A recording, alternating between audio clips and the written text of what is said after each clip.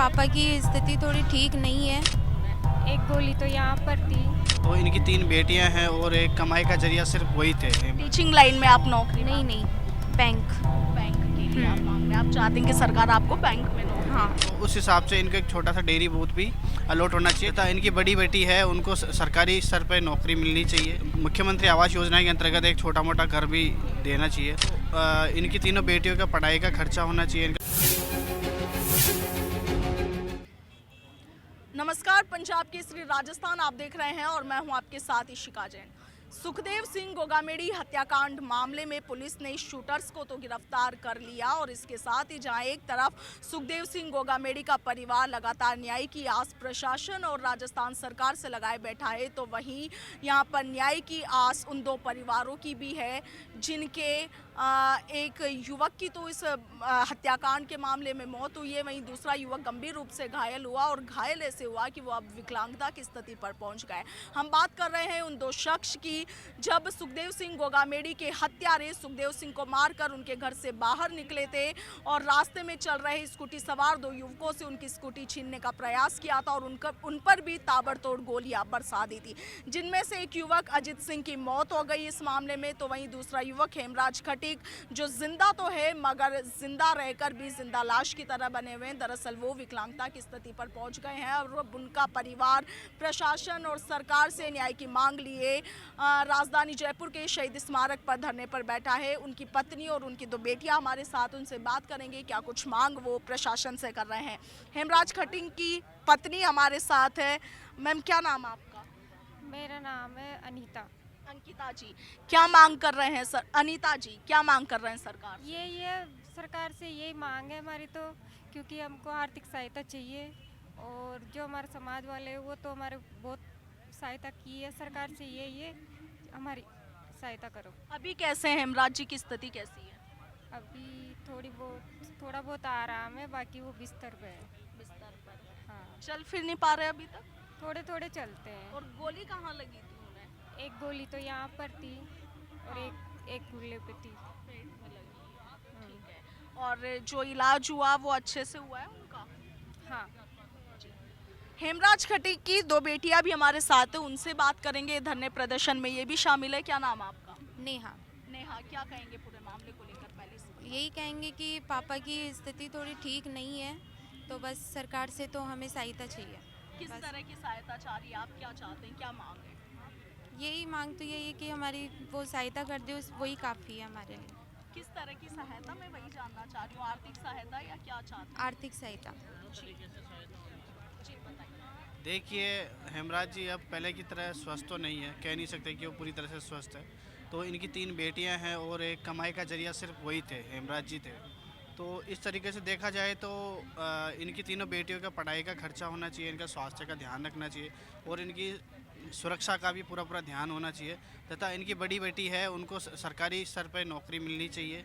ये पिछले 15 साल से यहाँ जयपुर में किराए के मकान में रह रहे हैं, तो इनको एक मुख्यमंत्री आवास योजना के अंतर्गत एक छोटा मोटा घर भी देना चाहिए और वो पहले की तरह रोज़गार नहीं कर पाएंगे, तो उस हिसाब से इनको एक छोटा सा डेयरी बूथ भी अलॉट होना चाहिए जिससे इनका जीवन उज्जवल हो सके, आगे इनका भविष्य अच्छा हो सके। क्योंकि इनका जो नुकसान हुआ है तो मतलब सामाजिक आर्थिक दोनों तरह से नुकसान हुआ है, तो ये पूरी तरह सुरक्षित नहीं है, पूरा परिवार भी सुरक्षित नहीं है। क्योंकि हो सकता है कल न इनके साथ कुछ और घटना हो जाए, क्योंकि ये गवाह के रूप में वहाँ पे हो सकते हैं।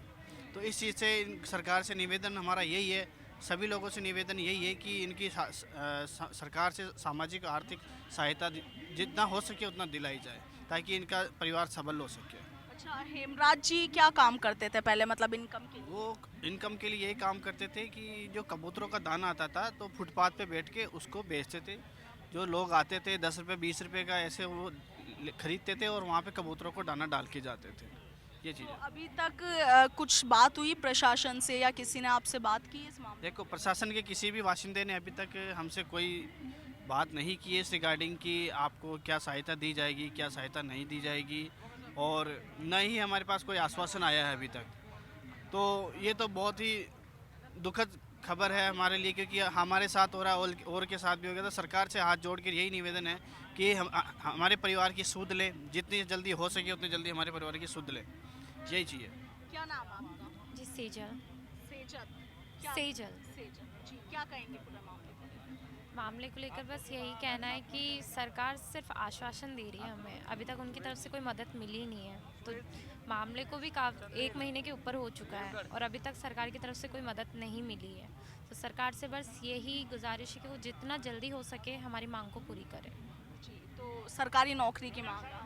जी, हम चाहते हैं कि अब हमारे घर में सिर्फ पापा थे जो कमा रहे थे, बाकी अभी हमारे घर में कोई नहीं है जो हमारा खर्चा भी निकाल सके।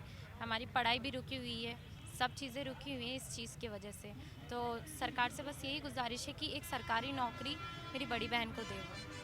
आपकी बड़ी बहन है यहाँ पर अभी? जी, जी, आपके लिए आप कहाँ तक पढ़े हुए हैं आप?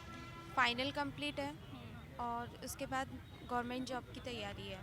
तो टीचिंग लाइन में आप नौकरी नहीं नहीं, बैंक। बैंक के लिए आप मांग रहे हैं, आप चाहते हैं कि सरकार आपको बैंक में नौकरी हाँ, दे। जी, उसी और की तैयारी कर रहे हैं। और इसके अलावा डेयरी बूथ की मांग आप लोग कर रहे हैं। हाँ, उसके लेकर, क्योंकि पापा जा नहीं सकते हैं ना वहाँ, इस वजह से कि वो आराम से एक जगह बैठ के और हमारा थोड़ा कर सके कुछ काम, इस वजह से। तो परिजनों की गुहार, परिजनों की अपील आप सुन सकते हैं। इनकी एक ही मांग है कि इनकी आर्थिक व्यवस्था को संभालने के लिए प्रशासन, सरकार इनकी मदद करे। दरअसल इनके परिवार में, यानी कि हेमराज खटीक के परिवार में उनकी पत्नी है और साथ ही उनकी 3 बेटियां हैं और इनका साफ तौर पर कहना है कि इनके पिता के अलावा उनके घर में कमाने वाला कोई नहीं है। और जब अब पिता की हालत ख़राब है, वो काफ़ी ज़्यादा बीमार है, बिस्तरों से उठ नहीं पा रहे हैं, तो ऐसे में इनके घर में आर्थिक तंगियों का सामना इन्हें करना पड़ रहा है। और इसके साथ इनकी जो 3 बेटियां हैं उनकी पढ़ाई में भी बाधा आ रही है, वो पढ़ाई भी इनकी जो है रुकी हुई है। और इसके साथ ही सरकारी नौकरी और डेयरी बूथ की मांग को लेकर इनके जो परिजन हैं, यानी हेमराज खटीक के परिजन, वो शहीद स्मारक पर धरने पर बैठे हुए हैं और लगातार प्रशासन और सरकार से मांग कर रहे हैं कि इनकी समस्याओं पर ध्यान दिया जाए और इनकी समस्याओं का निवारण जल्द से जल्द किया जाए। सुखदेव सिंह गोगामेड़ी हत्याकांड को लेकर लगातार प्रदेश भर में बवाल मचा हुआ है। हालांकि एनआईए की टीम और इसके साथ ही राजस्थान पुलिस लगातार इस मामले में जांच कर रही है, मगर हेमराज खटीक, जिनका कि कोई कसूर भी नहीं था, वो बेवजह इस मामले में शिकार बने हैं और अब बिस्तर में ही बैठे हुए हैं। दरअसल उन्हें एक गोली गर्दन के पास में लगी थी और एक गोली उनकी बैक में लगी है। एसएमएस अस्पताल में उनका इलाज भी चला, मगर अब वो बिस्तरों से उठ पाने की हालात में फिलहाल नहीं है। आपका क्या कुछ कहना है, कमेंट सेक्शन में ज़रूर बताएं। मैं आपके साथ इशिका जैन, वीडियो जर्नलिस्ट दीपक शर्मा के साथ, पंजाब केसरी, राजस्थान।